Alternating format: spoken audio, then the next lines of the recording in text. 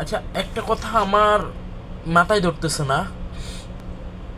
দেশে এত গরমের ভিতরে স্কুল কলেজ খোলা রাখার জন্য এত এত হাইকোর্টের আদেশ বন্ধ রাখতে, এবং কি শিক্ষামন্ত্রীর কথা হচ্ছে আমি উচ্চ আদালতে পর্যন্ত যাবো এই স্কুল খোলার জন্য, কারণ দেশের পড়ালেখার পরিস্থিতি ভালো না।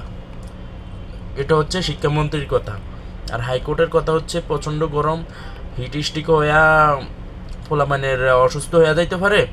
তো আমার একটা কথা মাথায় ধরতেছে না। আপনাদের যদি কারো মাথায় ধরে তো আমার একটু জানেন। বিষয়টা হচ্ছে কম বেশ সবাই মোবাইলে ভিডিও দেখেন, করেন, ইউটিউব দেখেন, ফেসবুকে দেখেন।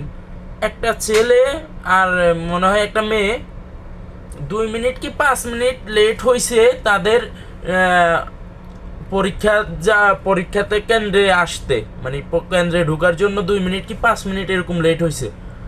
তাদের এত রিকোয়েস্ট, এত কান্নাকাটি, এত কিছুর পরও তাদেরকে ঢুকতে দেয় নাই, বলতে দেয় নাই। যারা দেশের একটা ভবিষ্যৎ, তারা এখান থেকে পরীক্ষা দিয়ে পাশ করলে দেশের যে কোনো একটা একটা ভালো অবস্থানে গিয়ে তারা ডিউটি কাজ করতে পারবে।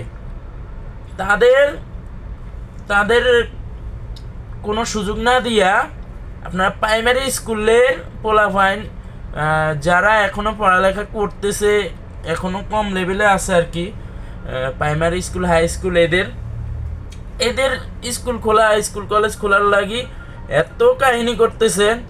কিন্তু ওই যে দেশের একটা ভবিষ্যৎ যে রাস্তায় পড়ে কান্না করতেছে, ওইটার তো কই, ওইটা নিয়ে তার কোনো নিউজ করতে দেখি নাই, ওইটা নিয়ে তার কোনো কিছুই দেখি নাই। এই মানুষ কি এগুলা নিয়ে, আপনাদের কি এগুলা নিয়ে কোনো মাথায় ঢুকে? আমার তো কিছুই মাথায় ঢুকে না। আসলে কি দেশের শিক্ষা ব্যবস্থা কি, আর দেশের নীতি আইন এগুলো কি, কিছুই তো আমি বুঝতেছি না। আপনারা যদি বুঝেন, দেখেন, আমাকে একটু বুঝান।